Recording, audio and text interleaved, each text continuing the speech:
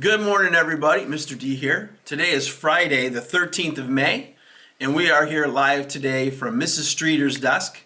We're here because we're talking a little bit about some of the requirements for graduation. We're going to give you a little bit of an update on our competencies, and we thought maybe this would be a good place to spread that information around from, since that's where this type of information comes from. First up today, Student Council weekly activity is the trick shot. I've seen a couple of videos. Please, if you're interested in making sure that you upload your video of you doing a trick shot, there's information on the website where you can find out the specifics as well as where to send your video, a little short video of you doing your trick shot. Okay? Secondly, May 22nd, I told you there'd be an announcement, and there was. Mr. Whittle's masterminding a staff-student hello. And I have to tell you, I'm pretty excited about it. Mr. Whittle's done a heck of a nice job. What he's going to do is have the staff members line up, obviously with 6 feet apart, all through the driveway from beginning at Bulldog Boulevard all the way around. And you'll be able to drive through, say hi to your teachers.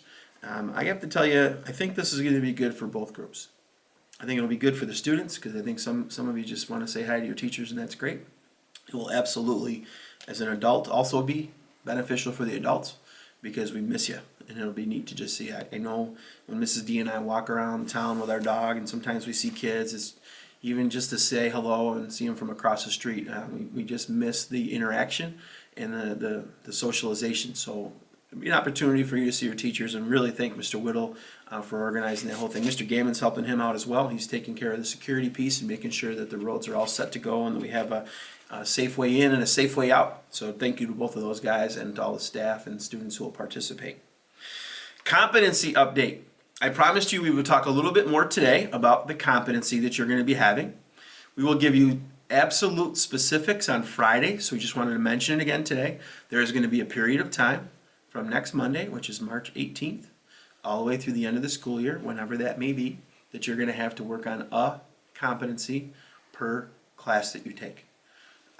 It's a very simple, doable, and measurable skill that your teachers will be teaching you, and then they're going to assess it. Okay. On Friday, we'll be able to talk a little bit more about how that's going to play in to grading. You have to remember we have actual number grades from the first day of school until March 13th, which is just about the end of the 4th marking period, and then we have this pause period, which is from the 14th of March through the 18th of May. Which you've been doing online. And then our third piece is going to be from May 18th until the end of the school year, which will be a competency.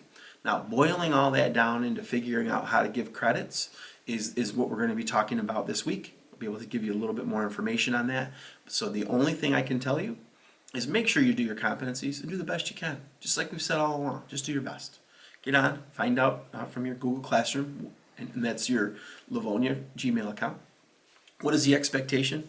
No one's asking for anyone to perform surgery or to fly a ship to the moon, but it is something we want to make sure that you are learning a skill between May 18th and the end of the school year that'll make you successful at your next level. Okay? So that's it for now. More details on Friday. Just wanted to make sure we kept you in the loop.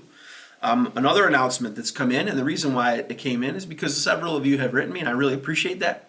It's really cool to get emails. Just questioning, Mr. D, what's the story with the Board of Education graduation requirements around community service, job shadows, and participation? And Mrs. Pease and Mrs. Bishop and now Mrs.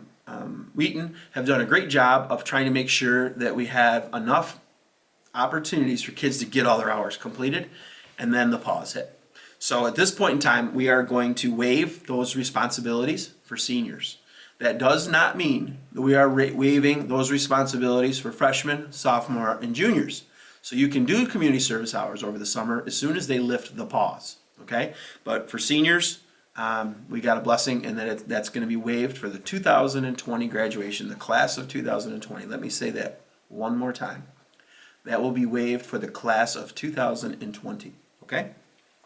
Next up is senior update. Friday, we're going to be bringing Mr. Gammon in. We're going to be talking a little bit about what's happening for seniors at the end of the year. We will certainly have the thought exchange up and running by then. We'll tell you how to get to that thought exchange. We want to collect some information. There's a whole bunch of different feedback we're receiving as to where and how and when as far as graduation and as far as senior fun night. We'll be talking with the senior fun night folks. They have done a fabulous job of raising money to try to make sure that we're celebrating correctly and just really honoring the senior class. So we're going to start putting that all together. The thought exchange will be ready on Friday and you'll be able to get your input.